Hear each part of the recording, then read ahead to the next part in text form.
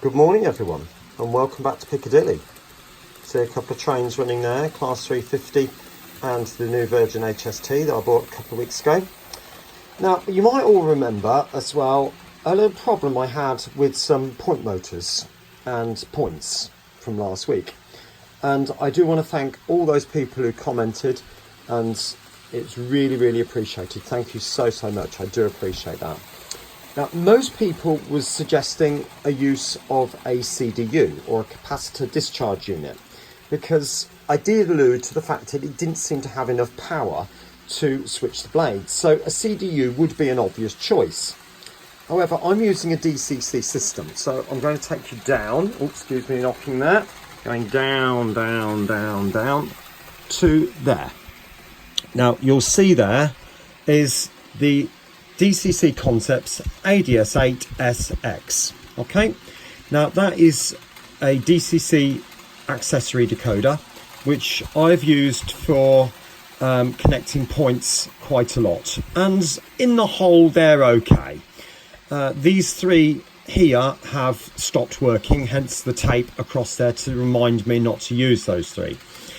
So I had it all connected up to this, and these do have a capacitor discharge unit in every single section, along with the 2 version, which is just there. Okay, and again either side, separate ones. So there's 8 CDUs built in.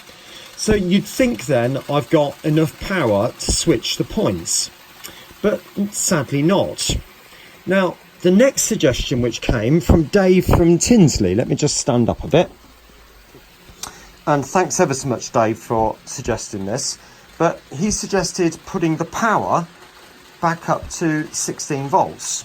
Now, if I just take you across, you'll see, if you didn't already know, I use the Z21 system, which does allow you to modify the voltage. So I put it to 16 on the app, and it didn't make any difference. The points still didn't switch properly and still ended up in the middle. So I did read somewhere at some point with regard to the Z21 that it needed to be 1 volt higher, and then it would settle to the voltage you want. So I thought, okay, I'll put it to 17 in the hope that it would land at 16. But sadly, the Z21 just went into problem mode, and I had the red flashing light, which usually indicates a short or a problem. So I hadn't got any choice but to put it back down to 16, because I have it set to 14, if I'm honest, so it's not too high. And again, well, the Z21 was fine after that, but it obviously caused a problem somewhere. Now, if I pan you across, you'll see the situation at the moment. Oh my life. Yes, we're all in a bit of a disarray. The scissor crossing has gone, and here it is. Now, I had a problem with it, and I don't know whether this was causing the problem, but that tie bar there, the rail had come out of the little socket. Now, I tried to put it back in, and I superglued it, and it seemed to be fine. But then, weirdly, the same thing happened at this end. Now, that's happened this morning as I got it out. But this point, and this point, and this point weren't switching properly. That one was fine with the PL10, and switched beautifully. Absolutely beautifully. So there was no issue. The only thing that happened to that was the spring came out. So all the problems I've had with this would be with the most expensive point I've ever bought. But sadly, I think this is broken beyond repair. I mean, I say that, but I mean, it might be possible to replace these tie bars. I don't know. But for me, at this moment in time, it's not good. So I'm going to put that to one side. So what am I going to do? Well, looking in my box of bits, I found 2 right-hand points which I can then create as a crossover. I've also disconnected or removed the left-hand point, which was here. That connected up these two tracks, sorry. Now, that track there, I'm just going to leave it stuck down. It's not going to do anything. I think I'm going to make more of a mess if I try and get it up. So I'm just going to leave that there.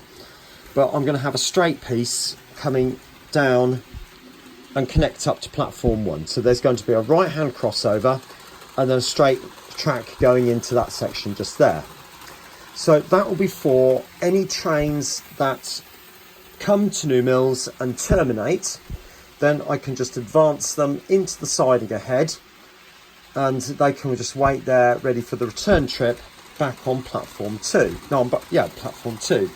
Now, if you remember, on the real station, the siding is at the other end of the station, but needs must.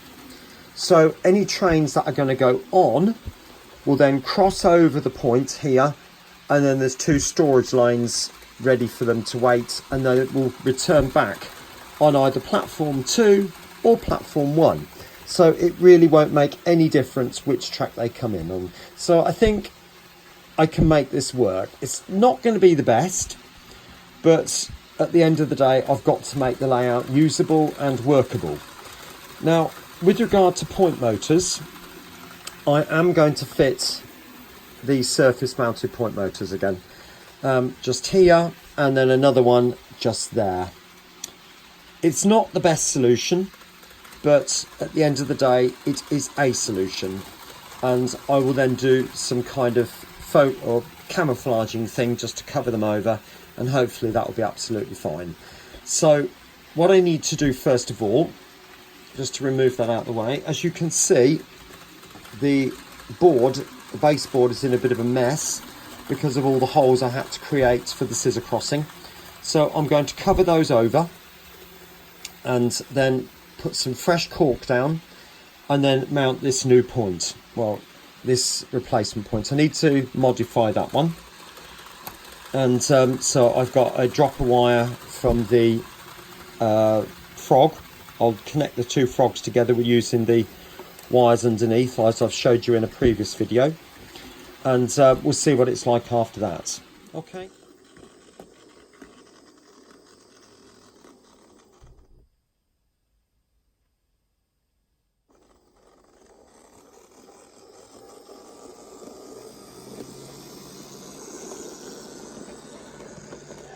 Right, so finally the track has been relayed, all glued down and wired up. I do have to still fit the point motors, which I promised I would do, but everything is working and I will prove that right now.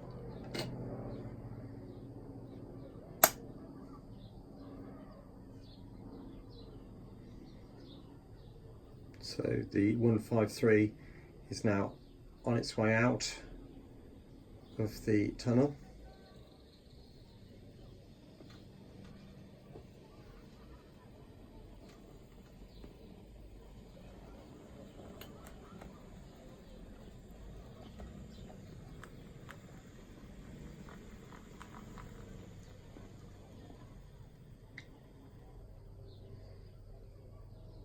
And stopping at New Mills Central. And off it goes.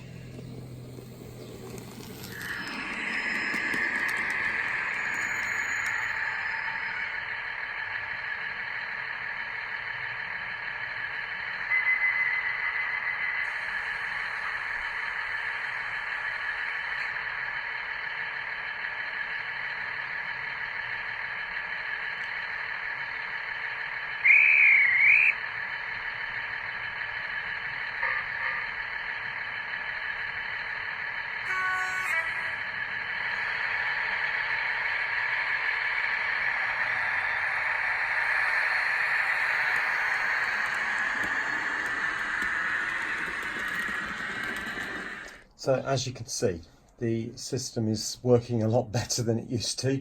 You probably didn't see an awful lot of the problems because I tried to hide them, to be honest. I was a bit ashamed as a train would cross that scissor crossing and then suddenly stop halfway across it in any direction, really. So it's running an awful lot better. I still need to do some work on those 150s. I think I am going to modify them ever so slightly by wiring the 2 carriages together to give it a little bit of a larger electrical base, and also need to do something with the front bogie, which is a loose bogie. I might sort of cut the brass strip and then solder a wire directly to that wheel. I'll see. I'll have a think about it, and we'll take it from there. I mean, you've seen that particular 150 crossover there without any problems at all. Anyway, my next job now is to get the point motors in, and I'll come back to you when I've done that. Right, so there we are. The point motors are now fitted. Obviously there's one there, and you probably just about make out the one just behind the signal box. And I've also modified the Z21 and put in the additional crossover down the bottom here. So just to prove that they work,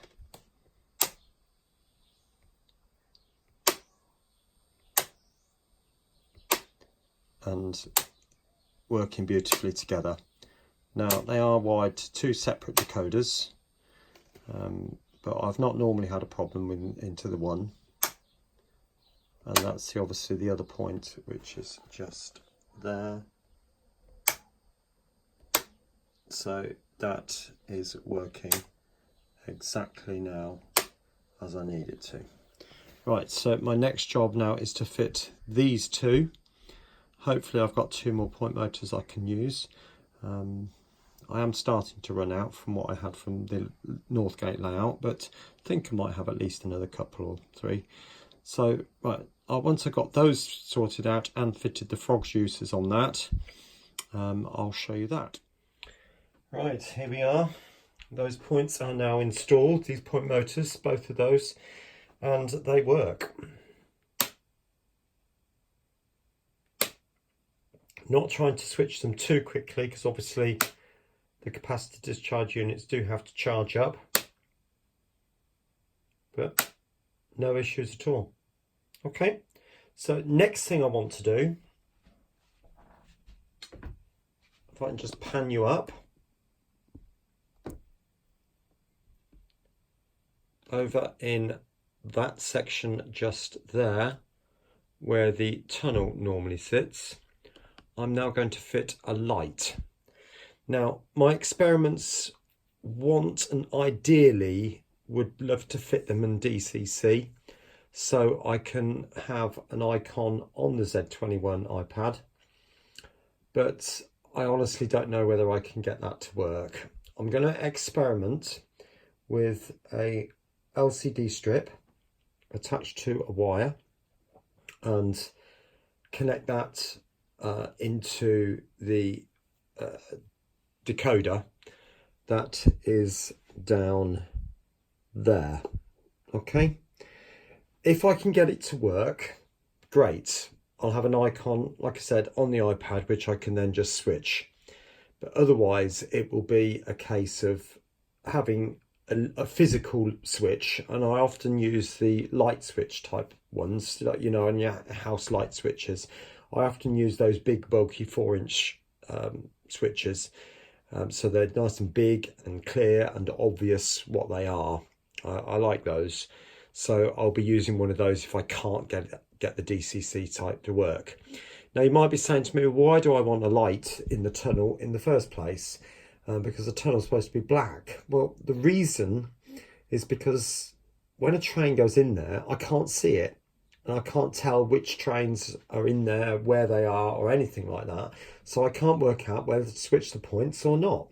So having a light over in the top of the tunnel will just help me to identify what's in there. I can put it on for a second or two, find out what I want, switch the points accordingly, and then run the train. Okay, that's the reason. See how we get on, and I'll show you that in a bit. Right, after much deliberation about plugging the wires into each of these sockets, hopefully you can make that out. I tried the one for LEDs, I tried the one for switches, and then I tried the one for solenoid, thinking that the last one might just do it. It sadly didn't. So I then revert to my next option, which is directly wire it straight to the track. I'll show you what I've done. So there's the LED strip, which I've also, if you notice here, there is a hole there, another one a little bit further on, which I'm going to put some wire strips, or these things, cable ties. couldn't think what they were called. So I'm going to thread that through, and that's just going to be an extra protection or security so that this thing doesn't fall off. Okay, now what I've then done is tracked it through the bottom into the baseboard, and then I'm not going to show you, but then it tracks underneath the baseboard all along, and I will show you this bit down and through that gap there. Right, so what I've done is I've taken a standard surface mounted back box and screwed it to the side of the layout, and this is the switch I'm going to use. Now the idea is that one wire from here, because obviously there's two wires, one will go straight through, so that will take a wire back through, they'll both come through here, and there'll be a wire going into the switch and then one going straight past the switch. I'll show you, when I've done it, I'll show you. Okay. Right, what we've got here is this wire is the same wire as that one. The idea of a switch is that you've got your positive and your negative, and you break the positive. So that's why the switch works, because it turns the off and then on again. And it's the same in your house lights. It's only the positive that runs through the light switch. The negative is way out the way. So hence the negative. What I meant by that is that this runs straight through. So I've just put a connector block on, and that will then go back through the hole. Excuse me, going up and down. That will then go back through the hole in there, like that. And then I can do the switch back up. That will then connect back up to that socket just there. So my next job is to tidy all that back up and put the plate back on using those little bolts there. Right, so there we are. That's the setup going through the back of the baseboard. And if I just bring you up, hopefully you can see the light in the distance. And off. On. Off. Okay. So I've now established the way round I'm going to have this, and then I'm now going to bolt that onto there. Right, here we are back at New Mills Tunnel. I've put that tunnel back, if you can just about make that out. Hopefully you can see that. But I've made some modifications here. I did have the light running down this side, and when I put everything back to test it, I couldn't see anything. And obviously that's defeating the point of the object. Please forgive the flashing, it's obviously the LEDs against the camera and it doesn't like it. So I've put the light up against the front of the train, so hopefully that when I look through the front of the tunnel I should be able to see it. But also on the roof of the tunnel I've glued some foil, and hopefully that will give a lot of reflection down. And I must stress, the whole point of this exercise is so I can see what trains are in the tunnel at any one time. Okay, I'll join you again in a minute. Right, there we are. It is really difficult to get the camera in a position where you can see the trains, because obviously I'm using my iPhone and it's obviously about 3 inches wide, and the camera is at the top, and it's really difficult to get it in. So I'd have to position it above the bridge or below the bridge. Excuse the size of my finger there. But you can see it works. Now, just coming back, I'm going to turn the lights off. There we are now with the station lights on and off. On, off. So I can now, by looking down, I can clearly see what trains are in there and where they are, what tracks they're on. Okay. And there's the look of the new switch. Now, I just want to say before anybody comments, I've used a household switch here. I've not used household electrics. It is not running 240 volts through this as a household would. This is running straight from the 16 volts AC from the track. Okay, I've just used these types of switches because I quite like them, and I can see them quite easily, and they're just useful for me. It's not to everybody's taste, but I like them. Okay, so just in case anybody thought I needed the Part P, which are part of the new electrics laws which came in a few years ago, it's all under the 16 volts from the Z21. All right, thanks. Right, my next job then. Going back to the junction that I've just created, my next job is to disguise these 2 point motors. I must stress it wasn't my choice to put them in, but as I said in the last video, I can't afford to keep replacing everything. I will be planning at some point in the future to use the Megapoint system perhaps. I've been talking to the guy who runs that, and I do quite like the idea of those using servos, but that's not going to be yet because the layout's got to be extended first. There's no point in fitting point motors to any other part of the layout whilst it's going to be ripped up and changed. So it's only this section in New Mills that's going to have these point motors fitted. So these need to be fitted or disguised. Now, I have noticed that if you looked at the real area here, around this area there is a very strange looking bush. So that would be ideal just to cover that with some of this stuff, which is the I can't think what you call it now. It's a bit like the stuff you stuff teddy bears with, but it's the Woodland Scenics version, which is green. So I'll cover that and then sprinkle that with some flock, and I think hopefully I should be able to disguise quite a lot of that, and maybe put some shrubbery stuff, clump foliage type stuff on the back end of it, and you know, disguise all that. Thinking about this one, I've got to put relay boxes in, obviously, because there's a junction here now, and there isn't in the real station. There used to be when the tracks were going off to this tunnel.